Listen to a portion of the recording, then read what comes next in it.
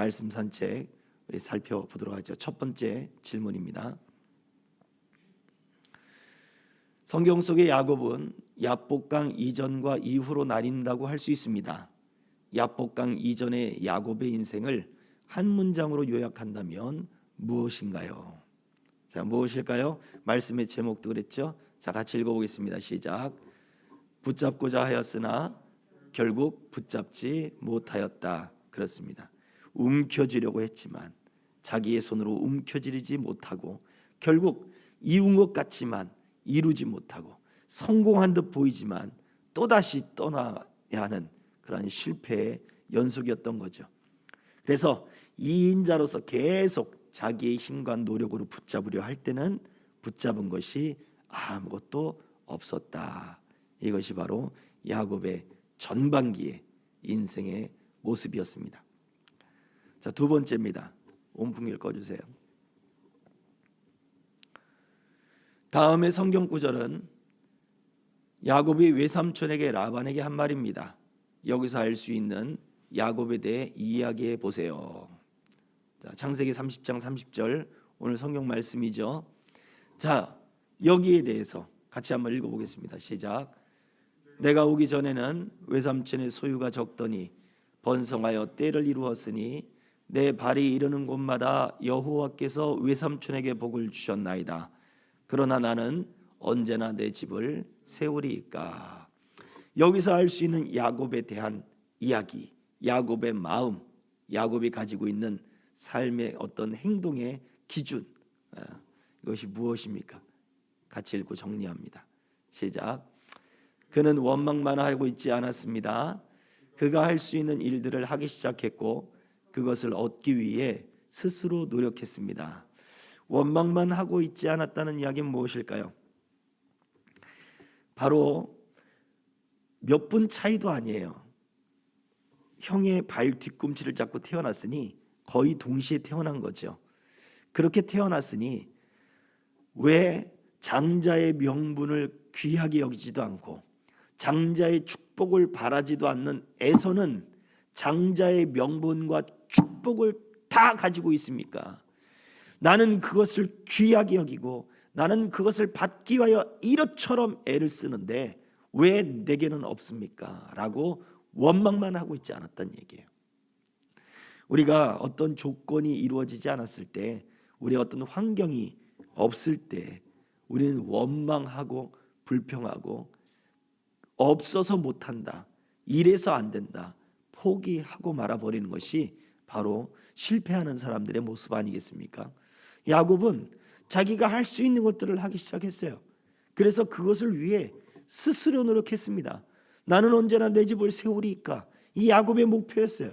그래서 스스로 그의 인생을 위해서 정말 성실하게 노력했더라라는 거죠. 이것이 야곱이 가지고 있는 생활의 모습이었어요. 나는 그것을 얻기 위해서 내가 할 수 있는 최선을 다해서 나는 그것을 얻을 거야 라고 하는 거였죠. 자, 세 번째입니다.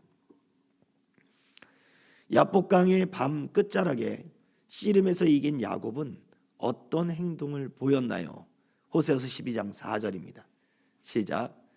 천사와 겨루어 이기고 울며 그에게 간구하였으며. 자, 이처럼 자기가 그렇게 노력하며 자기가 애쓰고 얻으려고 붙잡으려 했지만 붙잡지 못했던 야곱에게 절체절명의 위기의 순간이 찾아왔습니다. 그나마 가지고 있던 자녀들, 그나마 가지고 있던 자기의 재산들, 그나마 가지고 있던 자기의 인생에 노력하고 쌓아왔던 모든 것이 한순간에 다 날아가 버릴 순간이 되어버린 거예요. 이때 그날 밤의 끝자락에서 야곱은 하나님이 보낸 천사와 씨름을 합니다. 근데 그때의 성경은 그 천사가 야곱을 이기지 못할 것을 알고 야곱의 그 환도뼈, 야곱의 허벅지, 그 정강이 바로 그 허벅지 뼈를 쳐서, 그 힘줄을 쳐서 다리를 절개했다라고 이야기했습니다. 결국 천사가 진 거죠. 그때 성경이 바로 그것입니다. 천사와 겨루어 이기고 그 다음에 울며 그에게 간구하였다 그랬습니다. 자, 여기에서 야곱이 보인 이 행동, 분명히 겨루어 이긴 다음에 울며 그에게 간구했다 그랬습니다. 자, 야곱의 이 행동이 무엇이었을까요? 같이 읽어봅니다. 시작. 보통 진자가 이긴 자에게 울며 간구하는데 야곱은 그 밤의 끝에서 드디어 무엇을 붙잡아야 할지 깨닫게 된 것입니다. 그렇습니다. 자신이 붙잡아야 할 것은 자기가 세우고 자기가 얻고자 하던 바로 그런 것들이 아니라는 거였어요. 그처럼 얻고 싶어 했던 장자의 명분이나 그처럼 얻고 싶어 했던 그저 자기가 세우고자 했던 자기의 노력으로 얻게 되는 그 결과물들이 아니었던 거예요. 그 복을 주시는 분이 누구냐? 하나님이시죠. 그에게 장자로, 영적 장자로 세우고 약속의 계보를 이어가는 그분이 누구시냐? 그것은 하나님이죠. 그것은 태어남의 순서도 아니고 출생의 순서도 아니고 출생의 어떤 특권도 아니고 그것은 하나님이 그를 세워주시기 때문에 가능한 일이라는 거예요. 하나님이 그를 붙잡아 주시고 하나님이 그와 함께 해주셔야 되는 것임을 깨닫는 거예요. 그제서야 그 밤 끝자락에 울면서 외치는 겁니다. 내게 복을 주지 않고서는 이 손을 놓지 못하겠나이다. 내게 복을 주옵소서 하고 울며 부르짖는 거예요. 누구에게? 바로 하나님께 울며 부르짖는 거죠. 그 밤에 야곱은 바로 자신의 인생에 있어서 내가 무엇을 붙잡아야 할지를 올바로 깨닫게 된 것입니다. 그 밤 바로 그 끝자락에 그 고민하며 얼마나 고민이 됐든지 잠도 오지 않아서 야복 강가에서 다 건너게 한 후에 바로 그 강가를 서성이며 혼자 그 고뇌와 고통 가운데 움직이던 그 야곱이 그 천사를 붙들고 외치는 것이었습니다. 그가 천사였는지 하나님이었는지 처음 씨름할 땐 모르는 거예요. 그저 어떤 이가 와서 그와 씨름하는데 야, 이건 사람의 힘으로 되는 것이 아니다. 심지어 그가 사람이라 할지라도, 그가 비록 나를 해하려는 사람이라 할지라도 나는 지금 심정이 고통스럽고 나는 그 심정이 지금 괴로운 사람입니다. 내게 복을 주지 않고서는, 내게 복을 빌어주지 않고서는 나는 이 손을 놓을 수 없습니다 라고 외치는 거죠. 그래서 그 밤 끝자락에 비로소 하나님을 붙잡아야 되겠구나 라는 것을 깨닫게 되는 바로 그 밤이라는 거죠. 자, 네 번째입니다. 그 밤에 야복강에서 그 밤에 하나님이 천사를 보내신 이유가 무엇일까요? 창세기 32장 28절입니다. 시작. 그가 이르되 내 이름을 다시는 야곱이라 부를 것이 아니요 이스라엘이라 부를 것이니 이는 네가 하나님과 및 사람들과 겨루어 이겼음이니라. 아멘. 하나님이 천사를 보내신 이유는 바로 이름을 바꿔주신 거예요. 야곱과 씨름을 하며 야곱이 붙잡아야 될 대상이 누군지를 깨닫게 하고 이제는 이름을 바꿔주신 거죠. 자, 같이 읽어보겠습니다. 시작. 성실과 노력의 결과를 바라보는 자신이 움켜쥐는 삶을 넘어 하나님이 모으시는 삶을 살 것을 알게 하시기 위함입니다. 자신이 움켜쥐는 삶이 아니라 하나님이 모아서 그 손에 움켜쥐게 하시는 삶, 하나님이 그것을 성취하고 하나님이 모으시고 하나님이 움직이시고 하나님이 일하시고 하나님이 싸워주시고 하나님이 힘을 얻게 하시는 바로 그 삶, 이러한 삶을 이제 네가 살 것이다, 그것을 알려주시기 위한 거예요. 그래서 야곱은 발 뒤꿈치를 잡은 자, 또 속이는 자, 이런 이름을 갖고 있잖아요. 근데 그 이름을 바꿔주신 거예요.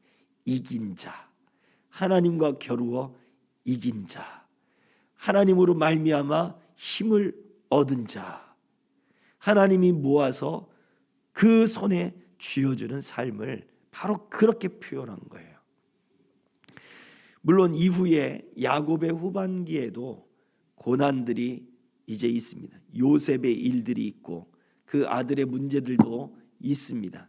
그런데 그 모든 문제들 속에서도 야곱이 달라진 것이 있는 거예요. 바로 그것은 이제는 이스라엘로 사는 거예요. 하나님께 소망을 두고 사는 것이고, 물론 고통과 어려움이 있지만 하나님께 소망을 두고 그리고 하나님을 바라보는 삶의 시각이 바뀌어지더라는 거예요. 이것이 우리에게 중요한 것은 우리도 마찬가지라는 거예요.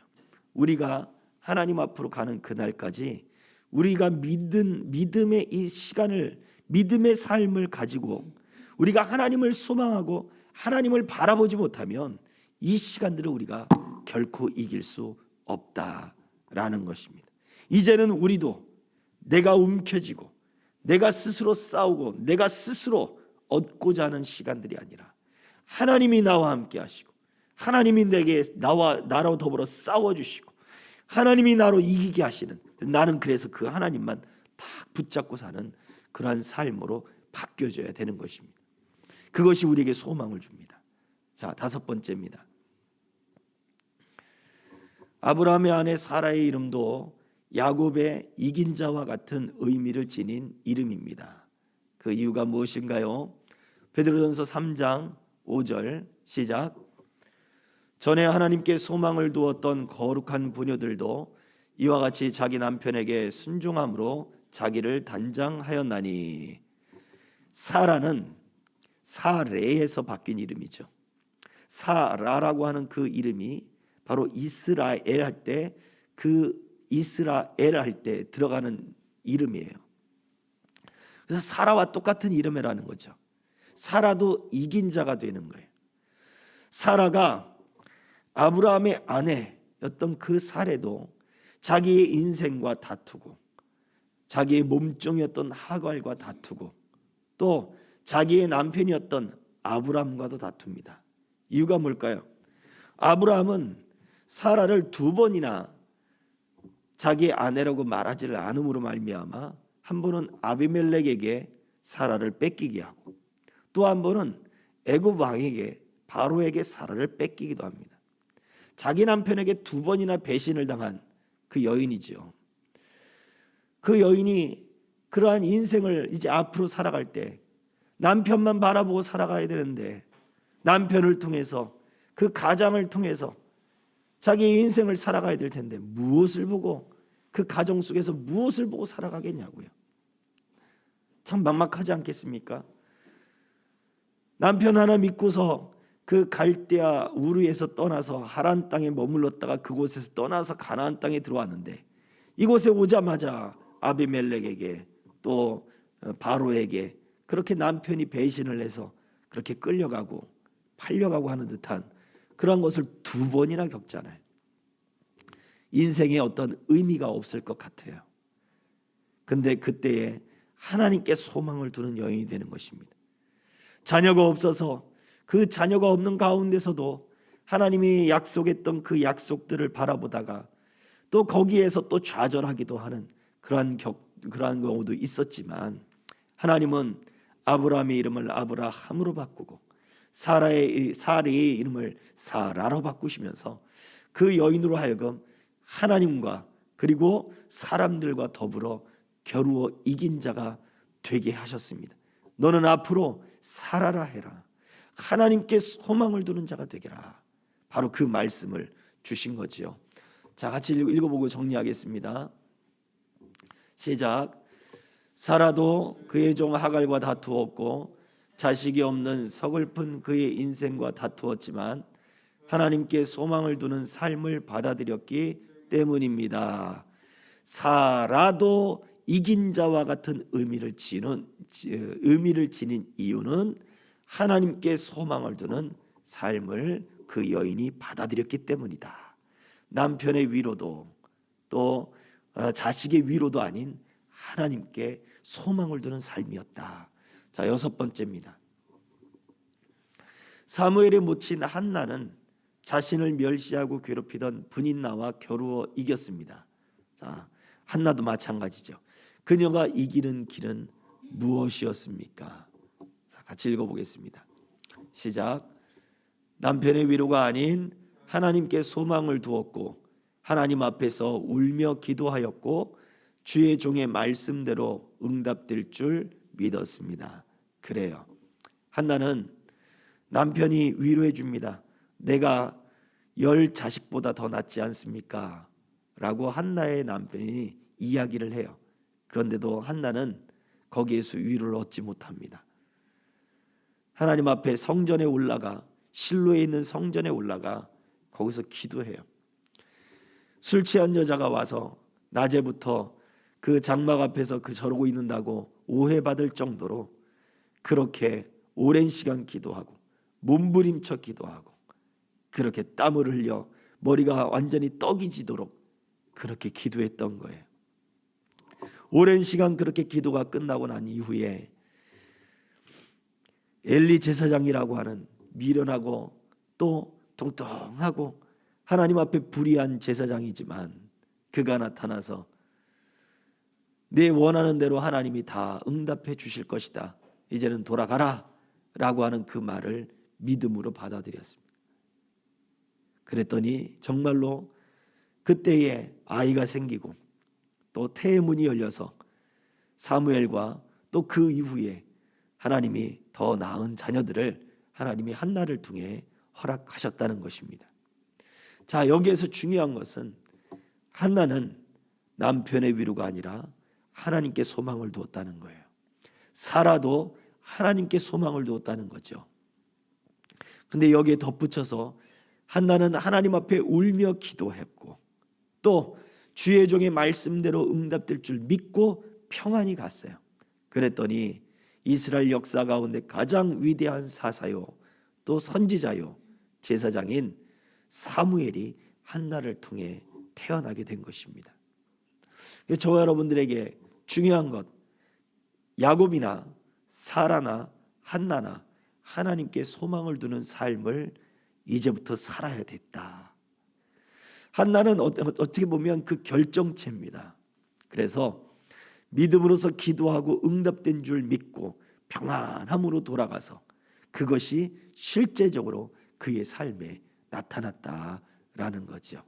저와 여러분들이 필요한 것이 바로 이것입니다. 내게도 응답될 줄 믿습니다 라고 하는 믿음입니다.